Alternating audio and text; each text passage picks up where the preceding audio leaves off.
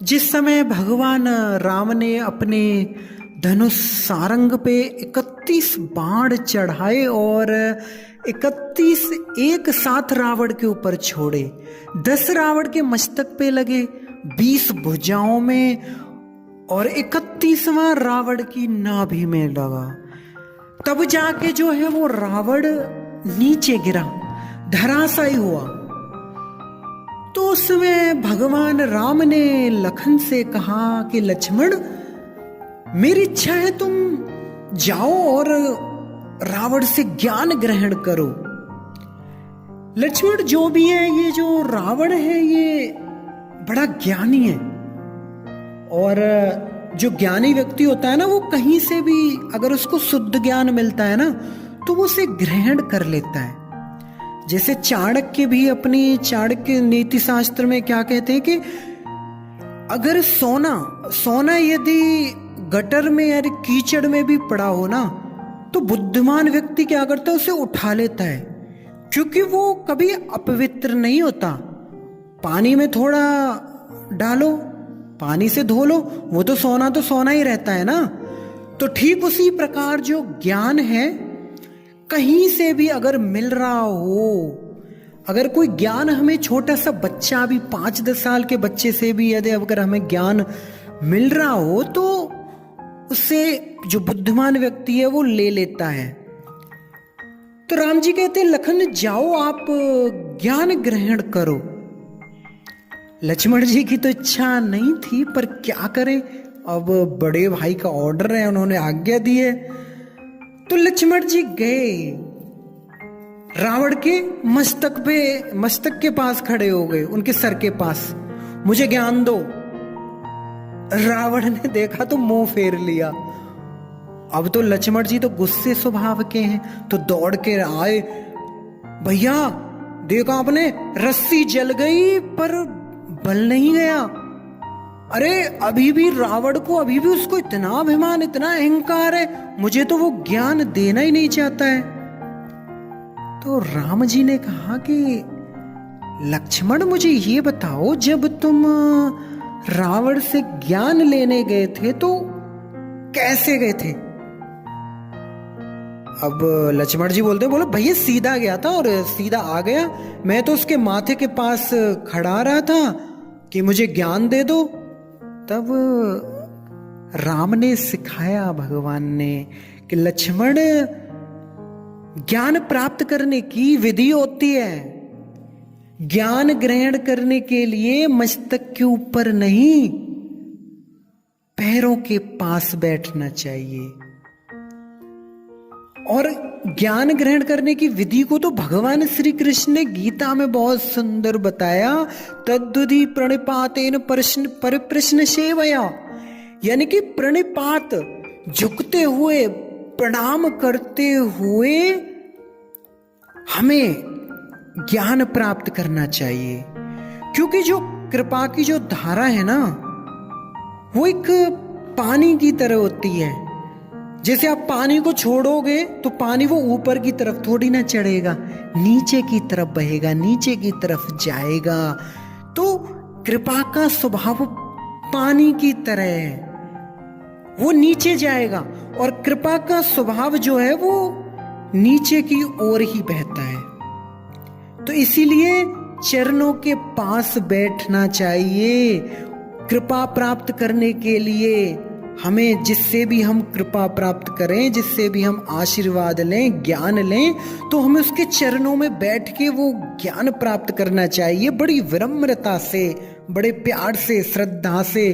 तो लखन, तुम ऐसा करो, तुम जब गए थे ना तो उसके माथे के पास खड़े रहे तो तुम्हें रावण ने ज्ञान नहीं दिया। ऐसा करो, रावण के चरणों के पास खड़े रहो और नम्रता से, भाव से जाओ, जैसा मैं कहता हूं वैसा ही करना। तो लक्ष्मण जी इस बार दोबारा गए तो अब की बार रावण के चरणों के पास खड़े रहे, हाथ जोड़ के बोलते हैं, हे रावण महाराज, मैं आपके चरण छूता हूं, आप मुझे ज्ञान दीजिए। तो हमने संत लोगों से सुना, अपने महाराज लोगों से सुना कि उस समय रावण ने लक्ष्मण को बहुत ही संक्षिप्त छोटा सा उपदेश देते हुए कहा कि लखन, मेरे पास देखो समय बहुत कम है, मृत्यु मेरी बहुत निकट है, इसलिए मैं आपको सारे शास्त्रों का जो सार है मैं तुम्हें 2 सूत्रों में बता देता हूं। ये 2 सूत्र याद रखना, जीवन में कभी भी तुम दुखी नहीं होगे, कभी दुख नहीं पाओगे। लक्ष्मण, मैं मेरे जीवन का पूरा अनुभव तुमको मैं बताता हूं कि जब भी मन में कोई अच्छा विचार आए तो उसे तुरंत पूरा कर लेना चाहिए। लक्ष्मण, मेरे जीवन में मुझे बहुत अच्छे अच्छे विचार आए थे। मैंने सोचा ये जो समुद्र है ना, ये समुद्र खारा है। आपने देखा ना, समुद्र अगर पानी थोड़ा पियो तो वो खारा होता है। तो मैंने सोचा कि ये खारा समुद्र है, उसे मैं मीठा बना दूं। अब वो बताओ, इतना बड़ा समुद्र है, इतना विशाल समुद्र है, नमक ही नमक है, लेकिन रावण में ये सामर्थ्य भी था कि वो समुद्र को भी मीठा बना सकता था। लेकिन सोचा जीवन अभी बहुत लंबा है, मेरी तो उम्र बहुत है, मैंने अभी तो बहुत काम करने हैं, ये काम भी मैं बाद में ही कर लूंगा, अभी छोड़ो, अभी ये काम नहीं करना।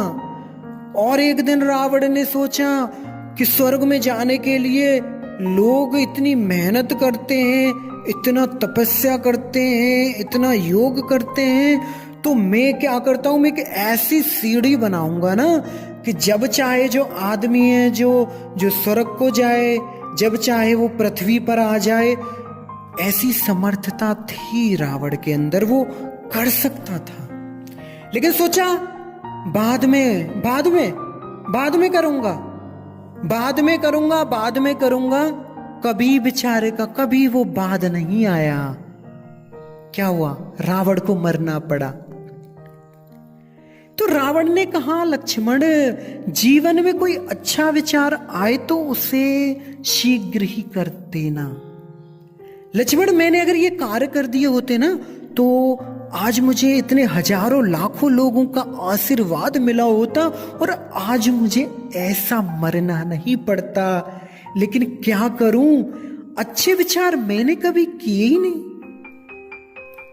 आपने महाभारत में कर्ण जो बड़ा दानी था, आपने कर्ण के बारे में तो सुना होगा, जो रोज सुबह उठकर सोना दान करते थे। अनेकों ब्राह्मण आते थे उनके द्वार पे और वो उनको सोना दान करते थे। तो एक दिन सोना दान करके जब वो लौट रहे थे तो लौटते एक ब्राह्मण आया दौड़ते दौड़ते, और जो लेट हो चुका था थोड़ा, तो उस ब्राह्मण को देख के मंत्री की ओर इशारा किया और मंत्री अपने खजाने की ओर वो सोना लेने चला गया। लेकिन कर्ण से रहा नहीं गया। कर्ण ने क्या किया, अपने हाथ से अंगूठी निकालकर अपने बाएं हाथ से दान कर दिया। ब्राह्मण दान लेके चला गया।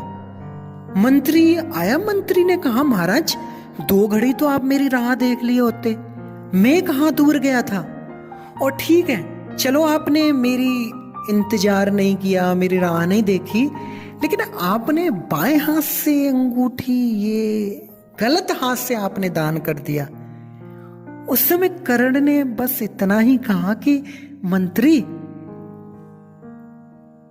एक हाथ से अगर मैं दूसरे हाथ में अंगूठी लेता और यदि मेरा मन बदल गया होता तो मैं ना दान के फल से वंचित हो जाता।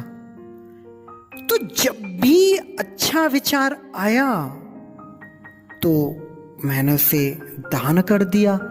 तो हमारे मन में भी जब भी कोई अच्छा विचार आए तो हमें वो शीघ्र ही पूर्ण करना चाहिए, क्योंकि एक घड़ी यदि देरी हो जाती तो मेरा भी मन बदल जाता। इसीलिए भक्तों, ये शास्त्र का उपदेश है कि, और रावण ने भी बहुत सुंदर उपदेश दिया, संदेश दिया कि जीवन में अगर जब भी अच्छा विचार आए तो उसे पूर्ण कर लेना चाहिए। जैसे कहावत है ना, कल करे सो आज कर, आज करे सो अब। क्यों? क्योंकि पल में प्रलय हो जाएगा तो फिर करेगा कब? क्योंकि इस जीवन का कोई भरोसा नहीं है, कभी भी आदमी मर सकता है। तो सुबह शीघ्रम हमें जो अच्छे कार्य हैं वो शीघ्र ही कर लेना चाहिए। जो अच्छा कार्य क्या है? अच्छा कार्य है भगवान की भक्ति। जो भगवान की भक्ति हमें जन्म मृत्यु से, इन दुखों से, इस संसार सागर से हमें पार करा के भगवत धाम को पहुंचा सकती है। क्योंकि मृत्यु का तो कोई पता नहीं है, कभी भी मनुष्य मर सकता है। तो संसार में शुभ कार्य कब आएगा? इस शुभ कार्य की कोई डेट नहीं है। यानी कि अगर आज ही हमारे मन में ये भाव आ रहा है तो हमें आज से ही वो कोशिश करनी चाहिए कि हम भगवान की भक्ति में अपने आप को बहुत जल्दी उनकी सेवा में लगाएं।